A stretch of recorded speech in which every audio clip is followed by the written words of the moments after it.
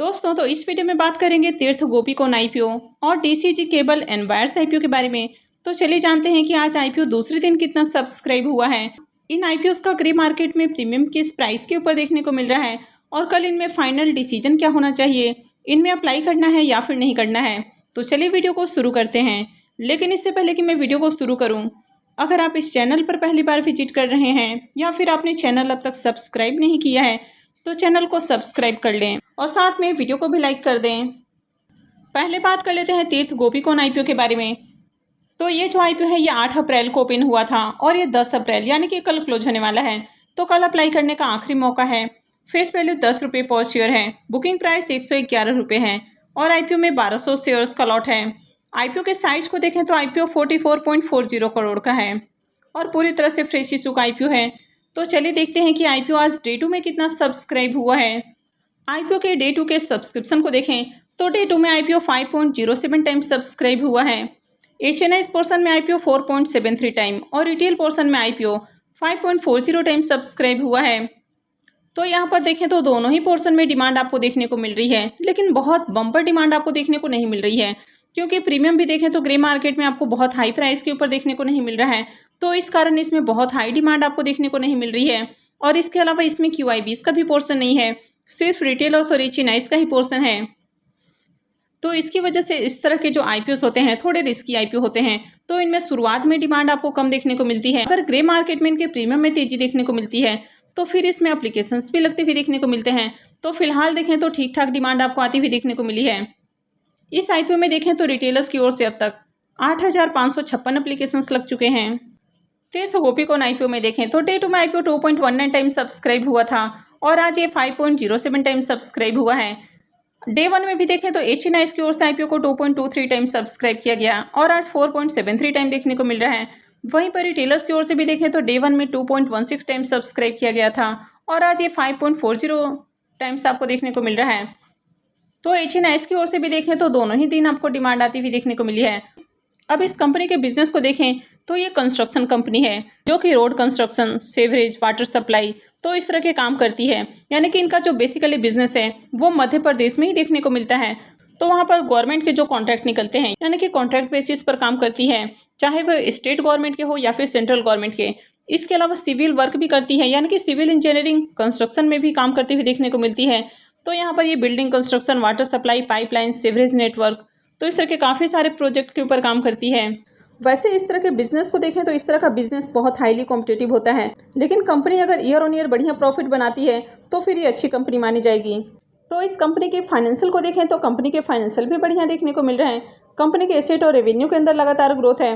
Company के profit को भी देखें तो कंपनी बढ़िया प्रॉफिट भी बनाते हुए देखने को मिली है। हालांकि फाइनेंशियल 22 के पीरियड के अंदर इसके प्रॉफिट डाउन देखने को मिल रहे हैं, लेकिन ओवरऑल देखें तो कंपनी के प्रॉफिट के अंदर शानदार जंप आपको देखने को मिल रही है और साथ में कंपनी के जो रिजर्व हैं वो भी लगातार आपको बढ़ते हुए देखने को मिले हैं। और कंपनी के ऊपर अगर डेट को भी देखें तो कंपनी के ऊपर डेट भी ज़्यादा देखने को नहीं मिल रहा है। इसका जो डेट टू इक्विटी रेशियो है वो 0.6 का है।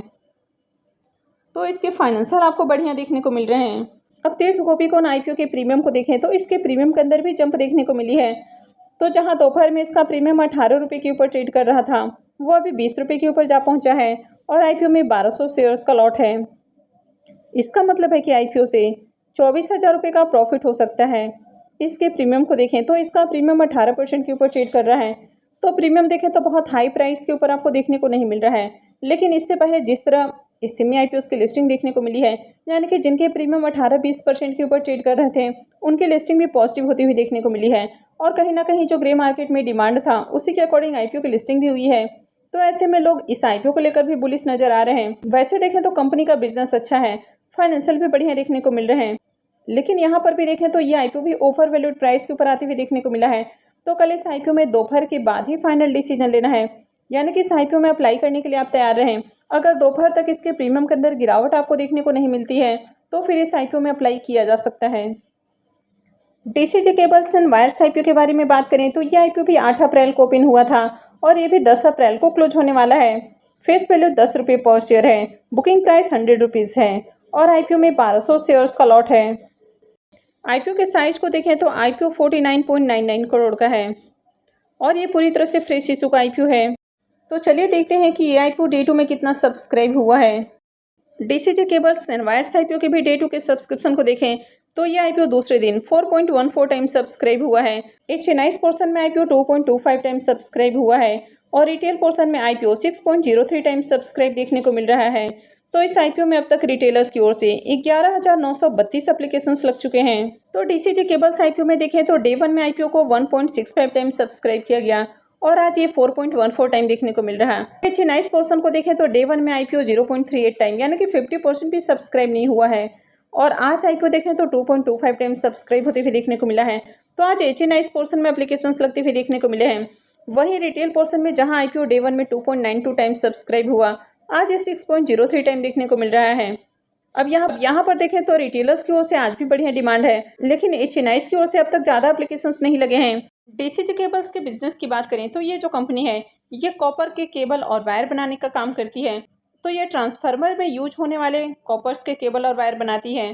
तो कंपनी यहाँ पर अलग अलग शेप्स के यानी कि रेक्टेंगुलर और राउंड शेप्स के काफ़ी तरह के कॉपर स्ट्रिप्स बनाती है। तो इनके बिजनेस को भी देखें तो इनका बिजनेस भी अच्छा है, लेकिन कंपनी के फाइनेंशियल को देखें तो यहाँ पर कंपनी के फाइनेंशियल बहुत अट्रैक्टिव देखने को नहीं मिल रहे हैं। अब 2022 तक देखें तो कंपनी के एसेट और रेवेन्यू देखने को नहीं मिल रहे हैं। वैसे कंपनी के प्रॉफिट को देखें तो ईयर ऑन ईयर कंपनी के प्रॉफिट के अंदर आपको अच्छी जंप देखने को मिल रही है। कंपनी के नेटवर्थ को भी देखें तो ये भी बढ़ रहे हैं। हालांकि अगर इसके रिजर्व को भी देखें तो 2023 के बाद से इसके रिजर्व के अंदर भी शानदार जंप देखने को मिली है, लेकिन साथ में इसके जो बोरोइंग्स हैं ये भी आपको ईयर ऑन ईयर बढ़ती हुई देखने को मिले हैं। और कंपनी के ऊपर करंट में देखें तो आपको हेवी डेट देखने को मिल रहा है, यानी कि 25.5 करोड़ से भी ज़्यादा का डेट है। तो इसके अगर डेट टू इक्विटी रेशियो को देखें तो ये 1.09 का देखने को मिल रहा है। तो कंपनी के ऊपर डेट ज़्यादा है और कंपनी आईपीओ से जो फंड रेज करने वाली है तो उसे कर्ज का भुगतान नहीं करेगी। तो ये जो हेवी डेट है आगे भी कंटिन्यू रहने वाला है, तो ये इसके लिए एक निगेटिव पॉइंट हो जाता है। डीसीजी केबल्स एंड वायर्स के प्रीमियम को देखें तो इसके प्रीमियम के अंदर गिरावट देखने को मिल रही है।